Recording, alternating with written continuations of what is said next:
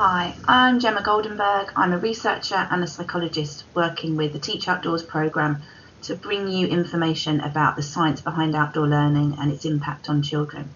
You hopefully saw my previous presentation that was about the research behind outdoor learning and why it's so important to be doing this in schools.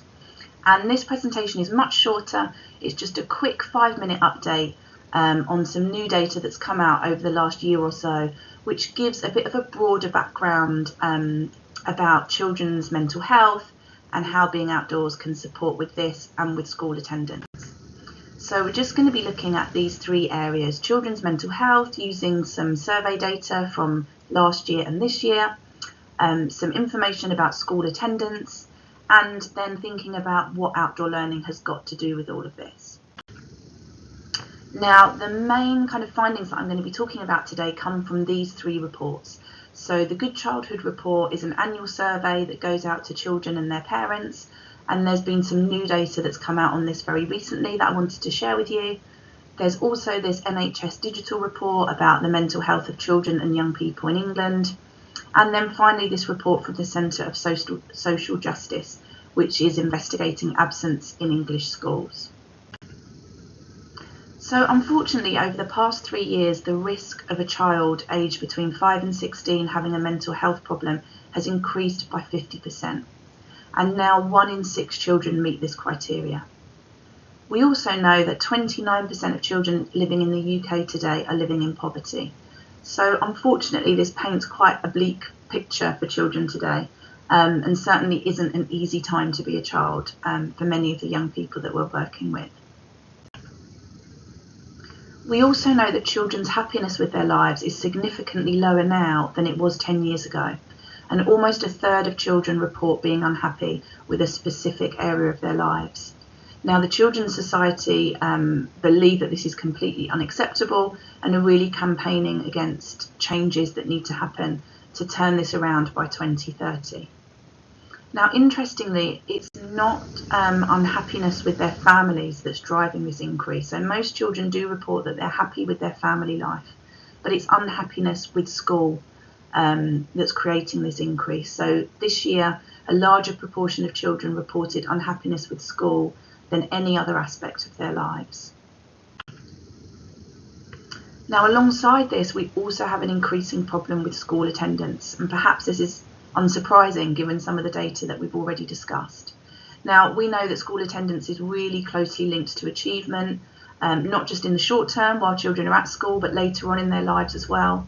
It's important in terms of future employment and other positive life outcomes. But despite us understanding this link really well, absence in England's schools has really spiralled recently and reached its highest ever level in summer 2022, even though illness rates were falling. So this isn't to do with children being off school because they had COVID. We saw illness rates drop in the summer, but absence rates still increased. And importantly, the number of children who are severely absent, so these are children that miss more than 50% of school. They miss more school than they attend school. That's increased by 134% since 2019. So the latest data that's been analysed is from summer 2022, and 140,000 children were severely absent. So those are children that are missing more than half of school. And that's the equivalent of having 137 entire schools where every child misses more school than they attend.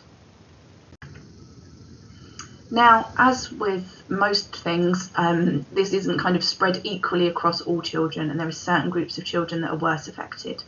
So who's most likely to miss school?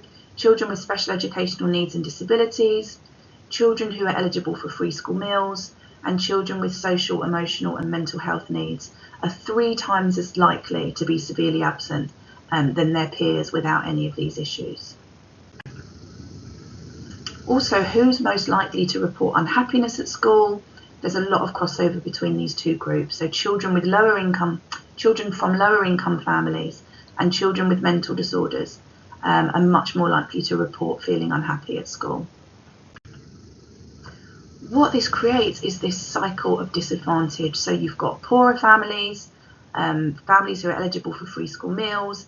These families are already at increased risk of mental health problems. So bearing that in mind, those children are then more likely to be unhappy at school. If they're unhappy at school, they're less likely to attend. If they're not attending school, then they're going to have less chance at academic success. And we know that this also links to a higher risk of unemployment.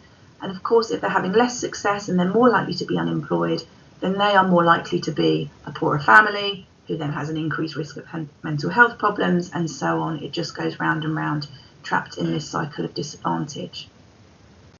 So what we really want to do is turn this around. We want children who are enjoying school, so they're more likely to attend. Children who are attending are more likely to do well. They're then going to have better mental health and improved life chances. And then they're more likely to have children that want to attend school, and so on. Now, am I saying that learning outdoors is a simple fix for all of this and can solve all of society's problems? No, of course, I'm not naive enough to say that just taking your classes outdoors is going to make everything perfect. Of course, it's not. This is a really complex issue, and it probably needs to be tackled from many different angles. But we do know from research that 87% of children say that being outside in nature makes them very happy. They like it, they enjoy it, it makes them feel good. You'll also know, if you watched my previous presentation, there's lots of research that shows that being outdoors in nature has been shown to reduce stress in lots of different ways. So this has been measured through looking at people's blood pressure, their heart rate, and the levels of cortisol, the stress hormones in their body. And we know that being outside also reduces feelings of stress and anxiety and increases people's positive mood, more so than doing the same activities indoors. In addition to this, as I mentioned previously in my last presentation, there's research evidence that spending more time outdoors is linked to lower odds of children displaying hyperactive and inattentive behaviour, and a better chance of them having good memory and attention performance and better academic results. And it makes sense that children are more likely to be happy at school when they're succeeding and doing well and they're not being told off all the time. So those hyperactive and inattentive behaviours are often the sorts of things that lead to children getting into trouble. If they've got a better chance of behaving well and attending to what the teacher's saying and focusing on their work when they're outdoors, then that's likely to make them feel more positive about school overall. We also know that children who are disadvantaged economically, as we saw in the cycle previously, are less likely to access nature outside of school when they're with their parents. They tend not to have such good access to high quality green spaces, and parents might not have the time to take them there. So it's even more important for those children that we provide that access during the school day. Why does being outside have this effect? Well, it's likely to be because of the access to natural light, which has been shown to improve mood. In fact, people sometimes use light therapy to treat things like depression and anxiety, but we can get that light from the sun just naturally by being outdoors. The fresh air. We know that children move around more when they're outside, and movement and increased physical activity has been linked to better well-being and better self-regulation. It's often less noisy outdoors, which is less stressful for children, and in general there's less overstimulation because the indoor classroom environment can be uncomfortably overstimulating for a lot of children, especially those with sensory needs. So the artificial light can be a source of stress for the body, especially if it's kind of LED lights and strip lights with a high level of flicker. It's noisy inside, as I mentioned. There's often a lot of visual clutter and visual information to process, which can be quite stressful for children. So in conclusion, unlike almost every other intervention you can put in place to support children in school, teaching outdoors is completely free. It doesn't cost any more than teaching indoors costs. It's available to everybody. As I mentioned, it doesn't have to be a forest area or a field. If that's not available, then research has shown that even being outdoors in more urban environments or smaller areas can be effective. It doesn't increase workload initially while you're getting used to teaching outdoors. It might take a little bit more headspace to think about how things are going to work outside, but in the long term, it doesn't increase workload. And also it's been reported as more enjoyable by teachers.